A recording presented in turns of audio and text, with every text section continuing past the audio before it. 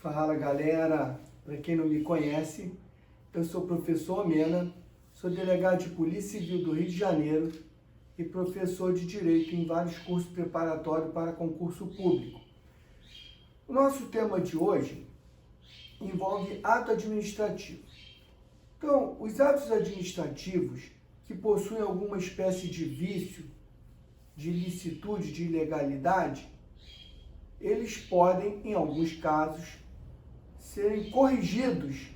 E aí a doutrina chama convalidação, sanatória, aperfeiçoamento, convalescimento, sanação terapêutica, depuração ou aproveitamento. Então, é tudo a mesma coisa, só que a doutrina, cada autor criou uma nomenclatura e, para isso, a gente precisa conhecer esses nomes para poder fazer uma boa prova.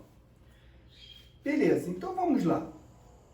Segundo a professora Maria Silvia de Pietro, né? A convalidação, sanatória, etc., são um ato administrativo pelo qual é suprido um vício existente em um ato ilegal com efeitos retroativos à data em que ele foi praticado. Beleza, então, a convalidação, a sanatória e todos esses nomes, eles se aperfeiçoam, né? Através de um novo ato que corrige o vício que é sanável. Então, para que a gente tenha esses nomes, primeiro coisa que eu tenho que ter em mente, esse ato tem um vício. Para corrigir, só se corrige aquilo que está errado. Então, essa é a primeira dica. Vamos adiante. Então, uma forma de suprir defeitos leves do ato para preservar a sua eficácia é realizado por meio de um segundo ato chamado de convalidatório. O ato convalidatório tem natureza vinculada, de acordo com a corrente majoritária. Existe aí uma discussão, né? Constitutiva, secundária e eficácia retroativa.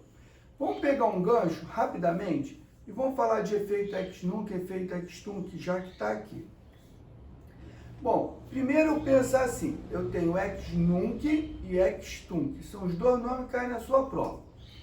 O ex nunc, N de não, nunc de não, N do nunc de não.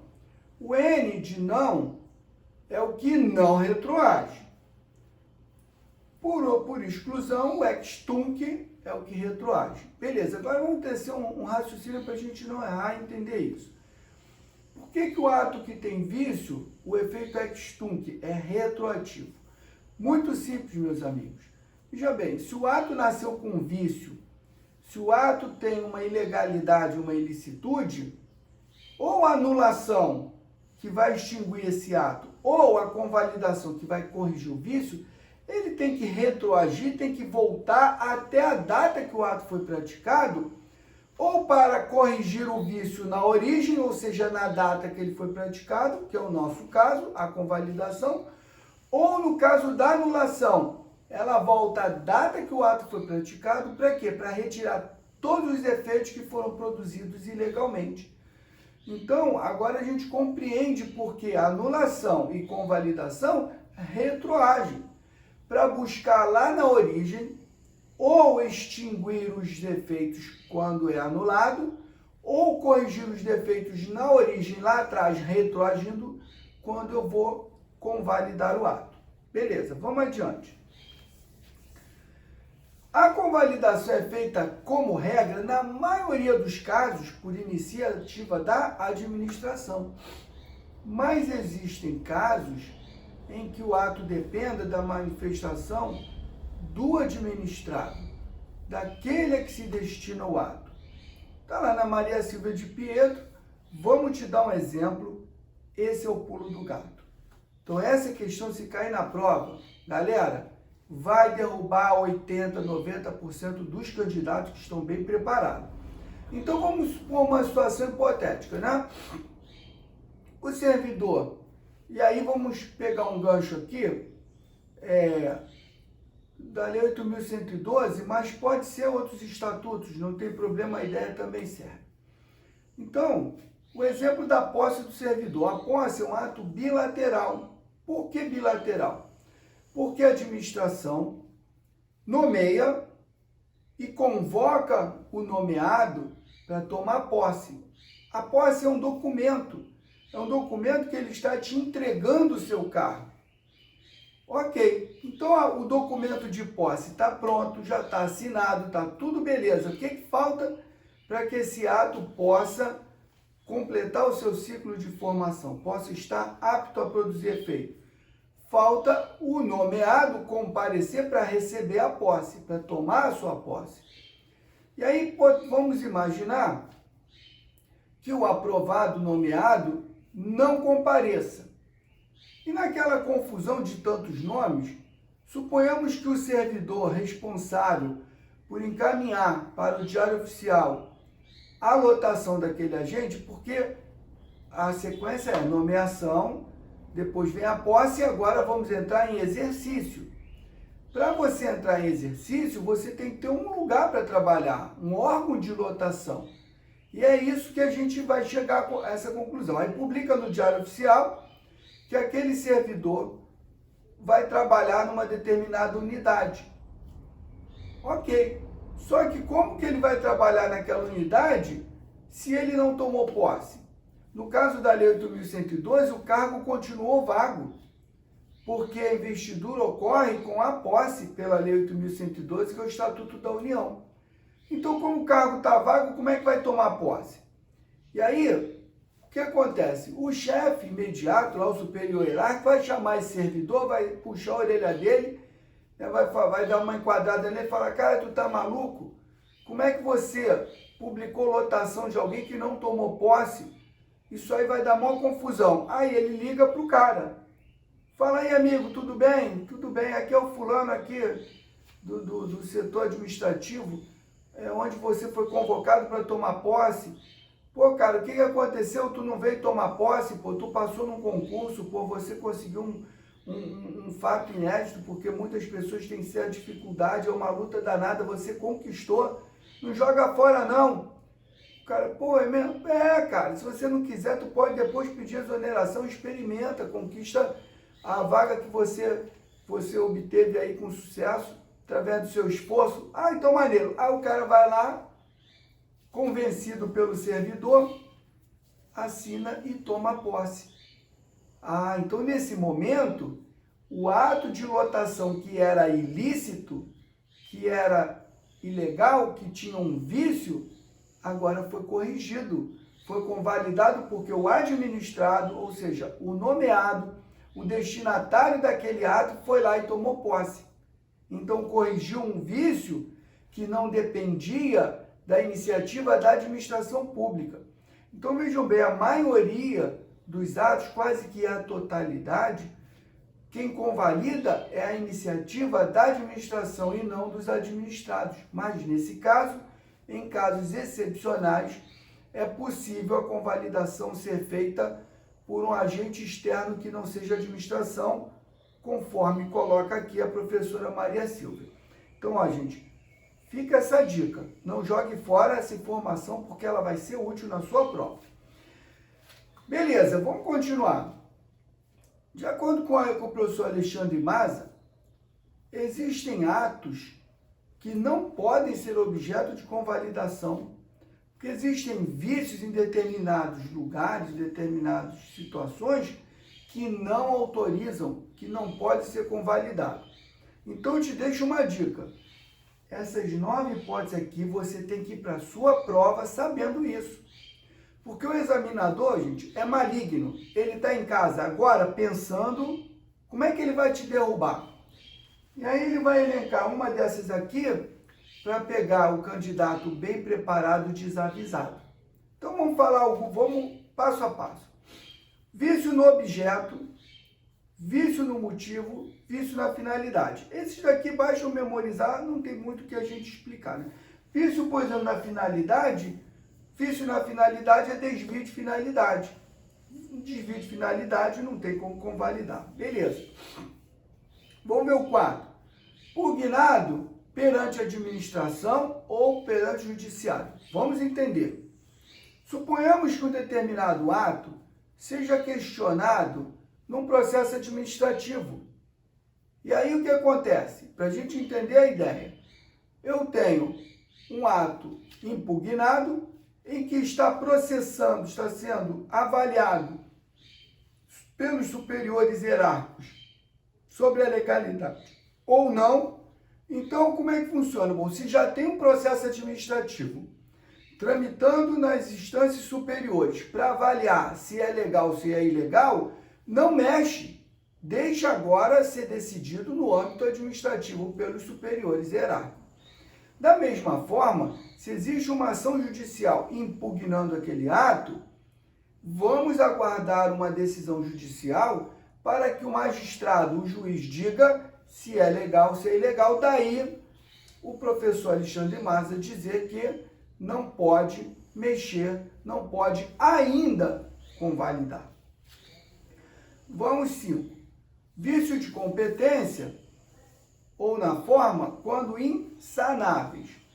Nós vamos ver no próximo vídeo, só para que vocês saibam. Vício na competência. Nós vamos falar.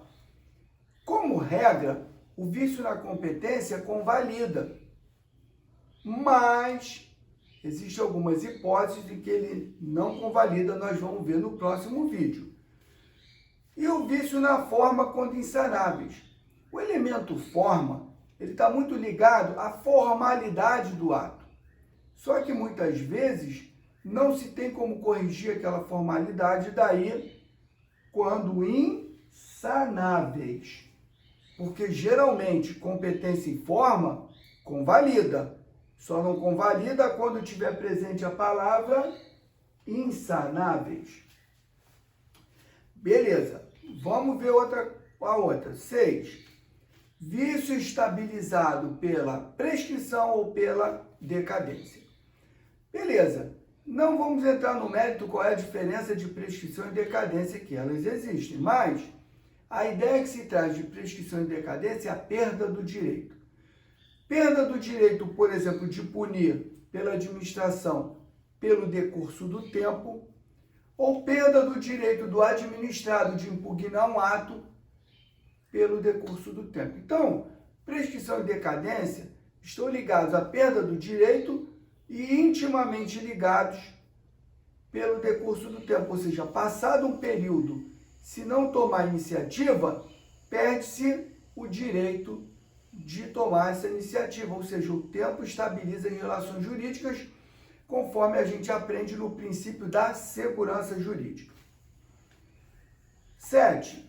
Cuja convalidação possa causar lesão ao interesse público. Beleza, vamos lá. Quando a gente começa a estudar direito administrativo, um dos princípios basilares, um dos princípios mais importantes da administração é o princípio da supremacia do interesse público sobre o interesse privado. Então, por isso é que, se a convalidação for trazer uma lesão ao interesse público, prevalece o interesse público. Então, é melhor que ele permaneça com vício do que ele venha trazer um dano, uma lesão, um prejuízo ainda maior para a administração pública se houver essa correção. Beleza, vamos para o 8. Quando a convalidação puder trazer um prejuízo, né, àquela pessoa ou terceiro que não participou daquele ato. Então, assim, muitas vezes o ato é praticado com vício e quem praticou esse ato entrega aquele ato a um particular, um terceiro de boa-fé que não se envolveu na ilegalidade. Então, o terceiro de boa-fé que não se envolveu na ilegalidade, ele não pode ser prejudicado pela administração com a convalidação daquele ato em que vai gerar um prejuízo ao terceiro ilegitimamente. E por último, quando o vício invalidante foi imputado à parte que aproveita o ato, se o defeito é grave e manifesto. Aqui, nós temos um brocardo no mundo jurídico que fala ninguém poderá se locupletar da própria torpeza.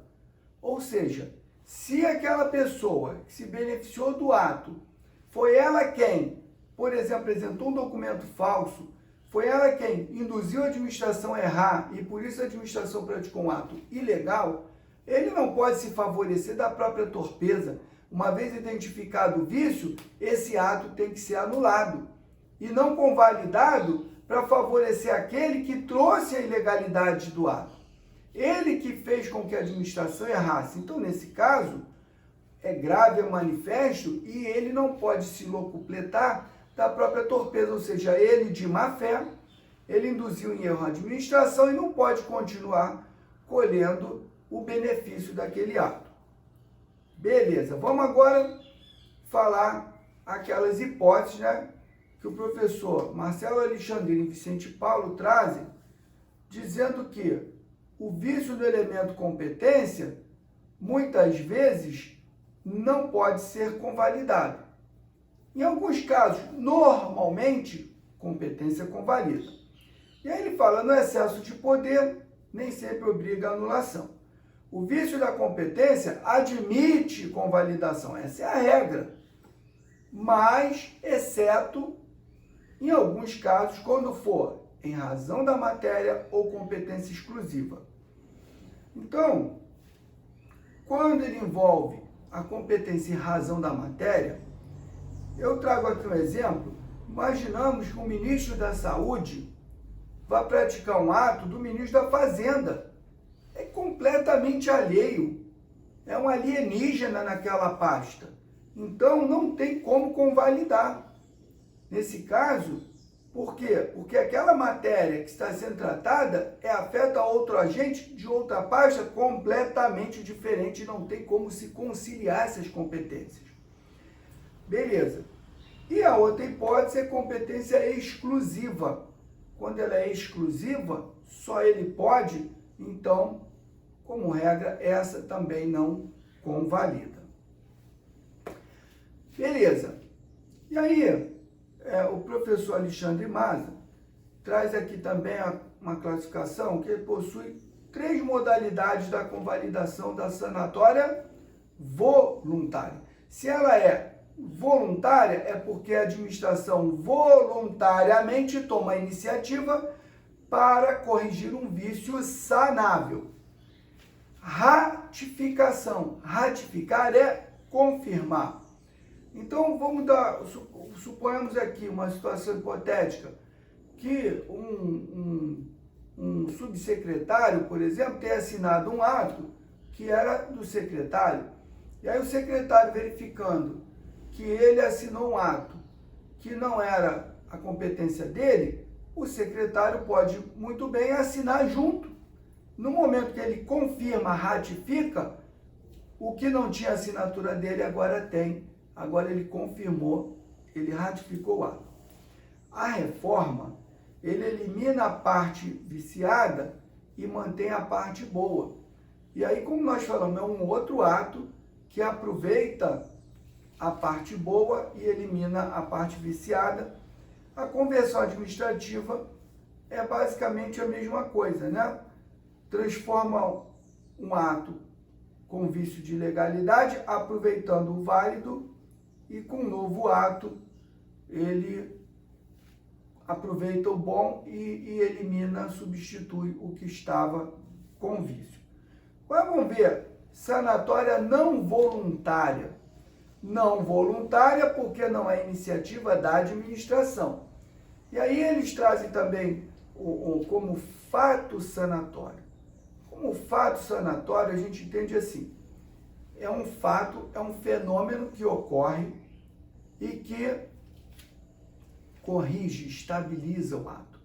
E esse fato sanatório vem a reboque a prescrição e a decadência, que são fenômenos, são fatos que decorrem do tempo, o passar do tempo, o decurso do tempo, princípio da segurança jurídica. O que a gente aprende no princípio da segurança jurídica? Daí fato não voluntário. O princípio da segurança jurídica nos ensina o seguinte: as relações jurídicas que estão em conflito não podem permanecer eternamente em conflito. Então há que se resolver esses conflitos. Ou ele se resolve administrativo-judicial ou o decurso do tempo, e aí o princípio da segurança jurídica. Então você tem, por exemplo, de um lado a administração pública com o direito de punir e do outro lado um servidor, um agente público com o direito ou com a vontade de não ser punido. Então, conflito de interesse. E aí, se a administração pública não tomar iniciativa naquele período, num lapso temporal definido lá no estatuto, por exemplo, as relações jurídicas voltam à normalidade. A prescrição e a decadência, quando, como fato jurídico, fato sanatório, elas estabilizam a relação jurídica e aí o vício acaba permanecendo, ele acaba sendo sanado pelo fenômeno da prescrição ou da decadência. Bom, galera, eu sou o professor Mena, o meu YouTube é prof.mena, se inscreve no canal, mantém lá, adiciona lá o sininho para você receber nossos vídeos. Tem muitos vídeos importantes para ajudar você na sua aprovação. O meu Instagram é @prof.mena. Espero você no próximo vídeo. Bons estudos!